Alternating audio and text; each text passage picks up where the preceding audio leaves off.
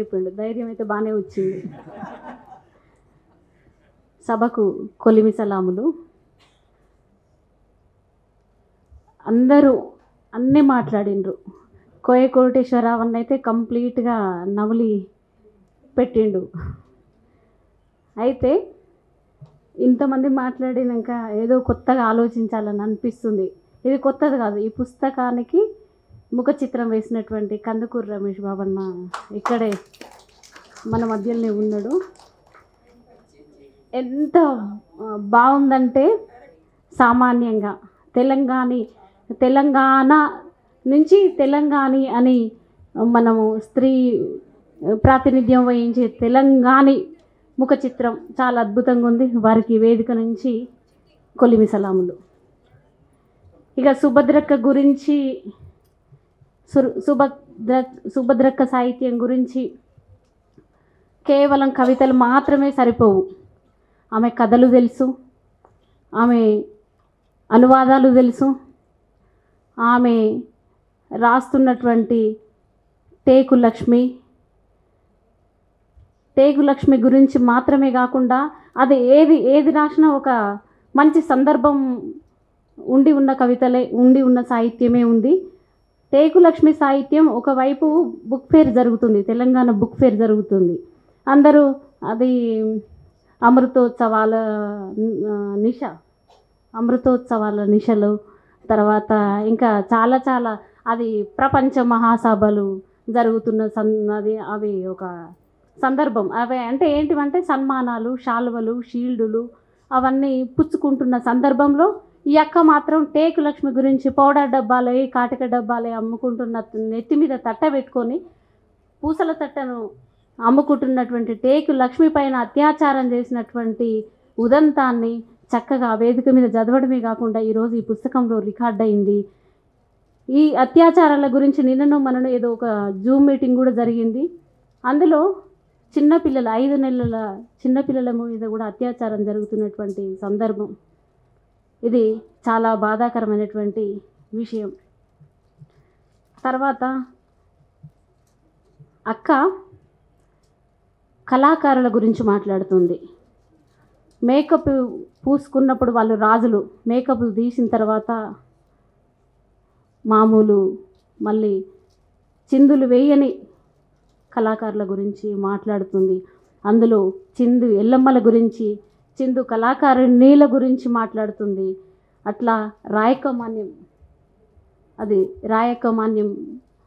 చదివితే, కథలు చదివితే మనకు ఆ విషయం అర్థమవుతుంది. అయితే కోయ కోటేశ్వరరావు అన్న నోటికి పండ్ల కింద తగలని విషయం ఏంటంటే, నాలుకకి తగలంది సూడగింజ అనే ఒక మంచి మాట ఒక కవితలో ఉంది. అర్రే పొట్టతోటి ఉందంటాం, నిండు పొద్దులంటాం, శూలాలంటాం, సూడగింజ అంటే మొలకెత్తడానికి సిద్ధంగా ఉన్నటువంటి గింజ గురించి ఎంత చక్కగా అక్క అక్షరీకరించిందంటే చాలా బాగుంది. ఇక అందరికి అయ్యలోకువైతే అయ్యకు అమ్మలోకువ సామెతలు, అవి సామెతలు కావు, నిజంగా జీవితాలు. ఊరుగాలదు పప్పుడుకదంటది, ఊదుగాలి ఇక్కడ అక్క కవితలో ఉంది. అక్క పప్పు ఉడికిందక్క, ఎంఆర్పిఎస్ ఉద్యమం ఒక ప్రకటన సుప్రీంకోర్టు నుంచి వచ్చింది. చాలా సంతోషంగా ఉంది, మన పప్పులు ఉడికినాయి. ఇంకా ఉత్పత్తి కులాల జీవితాల గురించి నేను తాకే ఒక కవిత ఏంటంటే, చెట్టు కళ్ళు ఒంటికి ఎంత సుట్టమో, చెట్టు కళ్ళు ఒంటికి ఎంత సుట్టమో అంటే తాగి ఊగమని, పొరలాడమని, అదేంటి రోడ్ల పొంటి సోయి దప్పమని కాదు. ఎంతో కొంత తాగితే క్యాన్సర్ వ్యాధుల నుంచి, అది కిడ్నీలలో ఉన్న రాళ్ళు కరిగిపోతాయి, మేరాలు కరిగిపోతాయని ఒక కళ్ళు కవిత్వం తీసుకుంటుంది.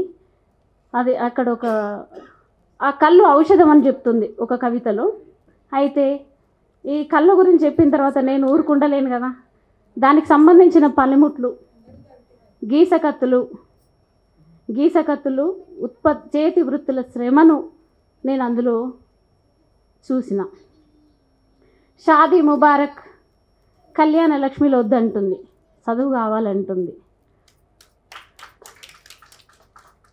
పథకాలు ఏమొద్దు, నిజంగా చదువే కావాలి. ఆ చదువు ఇప్పుడు మహిళల మేమెంతో మాకంత వాటా కావాలంటుంది. ఈ తెలంగాణ మహిళల విభజన కూడా జరిగితే బాగుంటుంది. మహిళలు ఎంతమంది ఉండరో అంతమంది లెక్కలు దామాషా ప్రకారం లెక్కలు తేలిస్తే బాగుంటుందని నాకు కూడా అక్కతో పాటు అనిపిస్తుంది. అరే గోపుత్ర, గోసల నా పుత్ర అంటుంది. నేను కొంచెం ఎక్కడ లేదన్న ఇంత మంచిగా అద్భుతంగా, ఎక్కడ బాధలు కాదు, ఏడుపుగొట్టు కవిత్వం ఏం కాదు, అద్భుతమైన కవిత్వం కూడా ఉంది. అరే గోపుత్ర, గోసల నా పుత్ర అంటది.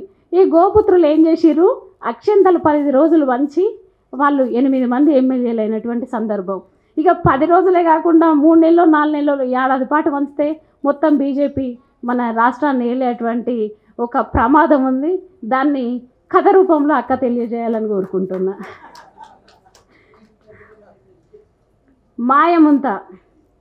మాయముంతలు మాయమేనే అంటుంది. ఎప్పటికీ మాయముంతలు మాయం కాని స్థితి ఒకటి ఉంది. ఈ భూమికి బొడ్డు లేదని అక్క అన్నది. ఆకాశానికి అడ్డు లేదు, భూమికి బొడ్డు లేదన్నది. బొడ్డు లేదని అనే ఆ పదాన్ని మాత్రం నేను అంగీకరించనక్క. భూమికి బొడ్డు ఉంది, ఆ బొడ్డు మనమే అని చెప్తున్నా. ఆ బొడ్డు పేగులము శ్రమ ఉన్నంతకాలం, మనం ఉన్నంతకాలం, మట్టి ఉన్నంతకాలం, ఉత్పత్తులు ఉపాధులు ఉన్నంతకాలం ఆ బొడ్డు పేగు మనతోనే ఆధారంగా అనుసంధానంగా ఉంటుందని చెప్తున్నా. బౌద్ధం, సింధు నాగరికత, జంబూ ద్వీపాలకు వారసులమే కదా మనం, వారి పిల్లలమే కదా, అది కూడా ఆధారమే కదా. ఇక బతుకమ్మ విషయానికి వచ్చింది. బతుకమ్మ అంటే బల సంబూరం నాకు. బహుజని సభ ఇక్కడనే ఏర్పాటు చేసుకొని మాట్లాడుకున్నటువంటి ఒక సందర్భాన్ని మనం చూసినాం. బతుకమ్మ కోట్ల రూపాయల బతుకమ్మ. ఇవాళ ఏడుంది ఆ కోట్ల రూపాయల బతుకమ్మ? ఆ కోట్ల రూపాయల బతుకమ్మ ఎక్కడ సాంస్కృతిక నేపథ్యంగా మన తెలంగాణకి ఒక మంచి ఉద్యమంలో భాగమైనటువంటి బతుకమ్మ, శ్రమలో భాగమైనటువంటి బతుకమ్మ, బట్టలు ఇప్పించి బతుకమ్మ ఆడించినటువంటి బతుకమ్మ. అది వాళ్ళది కాదు, గడీలది కాదు, పట్టు చీరలది కాదు, 10 కోట్లది కాదు, అది కూచిపూడి భరతనాట్యం చేయించేది సమ్ కల్చర్ కాదు అని చెప్తూ నల్ల బతుకమ్మలని మేము ఒక సంకలనాన్ని తీసుకొస్తే అది ఏదో మధ్యలో అనివార్య కారణాల వల్ల ఆగిపోయినటువంటిది. అటు ఎర్ర బతుకమ్మ కాదు, ఇటు గడీల బతుకమ్మ కాదు, అందున ఉత్తరాది బతుకమ్మ. అసలుగా ఉత్తరాది నుంచో మార్వడి సంస్థలు వచ్చి మనల్ని దాండి ఆడిస్తున్నాయి, బతుకమ్మలల్లా డీజేలు పెడుతున్నాయి. కాదు, మన బంగారు బతుకమ్మ ఆడి ఆమె వచ్చి అసెంబ్లీలో పార్లమెంట్లో కూర్చుంది. అట్లా వాటికి వాళ్ళకు ప్రతినిధులుగా మనము శ్రమ చేసే కులాలం వెళ్ళాలంటూ అద్భుతమైనటువంటి ముందు మాట ఆ సంకలనానికి రాసినటువంటి జిల్లకర్ శ్రీనివాస్ అన్న ఇక్కడనే ఉండు.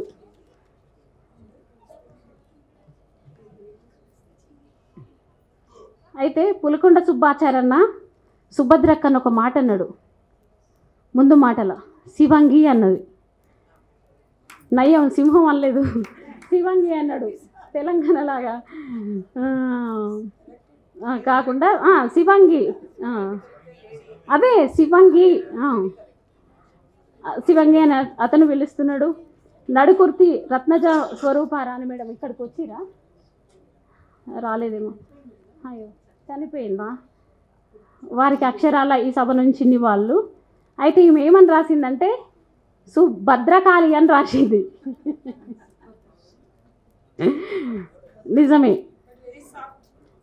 చాలా బాగుంది.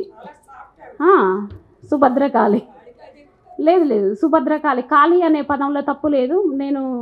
నేను వృత్తి ఉత్పత్తి కులాలలో ఉన్న కాళి అంటే ఒక కోల్ సంబంధించినటువంటి అదే అగ్ని వాయువు ఏదో పంచభూతాల నుంచి వచ్చిన ఒక మంటను కాళి అని పిలుస్తారని నేను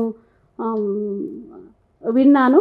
అది కలకత్తాలో ఉన్న విశ్వకర్మల నుంచి విన్నాను. అది తర్వాత బ్రహ్మచారిని అంటుంది. బ్రహ్మచారిగా ఉండవలసిన అవసరం లేదు. ఎవరు ఈ రత్నజ మేడం స్వరూపారాణి గారు రాసినటువంటి దాంట్లో బ్రహ్మచారిణి అనే ఒక పదం వాడుతుంది. బ్రహ్మచారిణులుగా ఉండాల్సిన అవసరం అసలు లేదు. పెళ్లి చేసుకోవాలి, అందరూ తప్పకుండా పెళ్లి చేసుకోవాలి. గృహస్థాస్త్రం పోతులూరు వీరబ్రహ్మం గారు పెళ్లి చేసుకున్నాడు, పిల్లలు కన్నాడు, ఒక మంచి కాలజ్ఞానాన్ని మనకు అందించినటువంటి సందర్భం. అందరూ మహనీయులంతా మన వాళ్ళంతా పెళ్లి చేసుకొని పిల్లలు కానీ సమాజానికి మంచి పనులు చేయాల్సినటువంటి వాళ్ళు. ఇక గుండెడప్పు కనకన్న ఏమన్నాడంటే, బొట్టు పెట్టి బోనం వండుకునే అసైదుల ఆరతి ఆడే రోజు కూడా ఇదే. ఎందుకంటే ఎంఆర్పిఎస్ ఉద్యమం అయిందే, దానికోసం ఈ పోయం కూడా ఉంది. ఆయన కూడా అన్నాడు. షాజహాన్ మేడం ఏమన్నారంటే, నిశ్శబ్దవ విప్లవకారిణిని అంటుంది. ఎక్కడ నిశ్శబ్దం? ఇన్ని ల్యాండ్ మైన్ల లాగా వెళ్ళినటువంటి కవిత్వము ఇంత గోపుత్రులారా అన్నాక ఎక్కడ నిశ్శబ్దంగా ఉంది? లేదు కదా. తర్వాత ఇక నీలిమేఘాల విషయానికి ఎక్కడో ఒక చోట నేను చదివిన అక్క పుస్తకంలో ఉంది, లేనిది నేను మాట్లాడట్లేను. నీలిమేఘాలు రాసుకున్న కవయిత్రులతో లేకపోతే రచయిత్రులతో పేచీ మాకు అస్సలు లేదు. కానీ అందులో ఉన్న అంటు ముట్టు మైల గురించి బాధపడుతుంటారు. కానీ మా శ్రమ కులాల వాళ్ళకు మాకు ఆ బాధ లేదు. ఆ ఋతువును తప్పకుండా ఆహ్వానిస్తాం. మాతృవ్యవస్థ తప్పకుండా పిల్లలు కనాలి కదా. ప్రకృతికి సంబంధించిన విషయాలు అవి. ప్రకృతి సృష్టికి వ్యతిరేకమైనటువంటి పనులు చేయం కాబట్టి తప్పకుండా అంటు ముట్టు మైలను స్వీకరిస్తాం. మేము కాన్పులు గంటాం, పిల్లలు గంటాం. అది ఒక మంచి ప్రతి సృష్టిగా ఫీల్ అవుతూ ఉంటాం. ఇక అక్క ఇప్పటి వరకు అక్క మీద చాలామంది పిహెచ్డీలు చేశారని విన్నాము. ఇక అక్క సాహిత్యం అంతా అనువాదం కావాల్సినటువంటి అవసరం ఉంది. ఇంకా ఆమె ఆత్మకథ రాస్తే వినాలనుంది, అది పంచుకోవాలని ఉంది ఆమె ఆత్మకథను. తర్వాత నిన్నను మొన్న ఒక అక్క పైన చిన్న వీడియో ఒకటి వచ్చింది. అదేంటి నిన్న మండల సభ కాదు ఇంటర్వ్యూ కాదు, మండల సభలో మన గోరెంటి వెంకన్న మాట్లాడినట్టుంది. అయితే క్రిమి లేయర్ వ్యవస్థ గురించి మాట్లాడింది. అది నేను అన్నకి యాడ్ చేస్తానని చెప్పి మాత్రమే వదిలిపెడుతున్నా. సుభద్రక్క బాగా ఆస్తిపరురాలని. అక్క నీకు బాగా ఆస్తి ఉందట, నీకు మరి కవిత్వం ఎందుకు అక్క నేనంటే, అక్క ఏమన్నదంటే 12 మంది పుట్టుకకు సమృద్ధులకు పెరగంగా పుట్టంగా అంత కథమైంది, ఏం లేదు లలిత అని చెప్పింది. అయితే కనకవీర కథ చదవాలి. అదేంటి మన దళిత సాహిత్యం అంటే మళ్ళీ తిడుతుంది. దళిత సాహిత్యం కాదు, మాదిగ సాహిత్య విజయాలు చూడాలంటే కనకవీర కథ సరిపోతుంది. కనకవీర కథలో ఇప్పుడు మనం మాట్లాడుకున్న అన్నీ వస్తాయి. ఇక కృపాకర్ అన్న ఇక్కడెక్కడో ఉంటాడు. మేమైతే అనుదినం రోజు నిత్యం మాట్లాడుతూనే ఉన్నాం. అన్న నిమ్మలంగా ఉంటాడు. ఇట్లాంటి అవకాశం ఇచ్చినందుకు చాలా సంతోషం. థ్యాంక్ యూ జిల్కర్ శ్రీనివాస్ అన్న.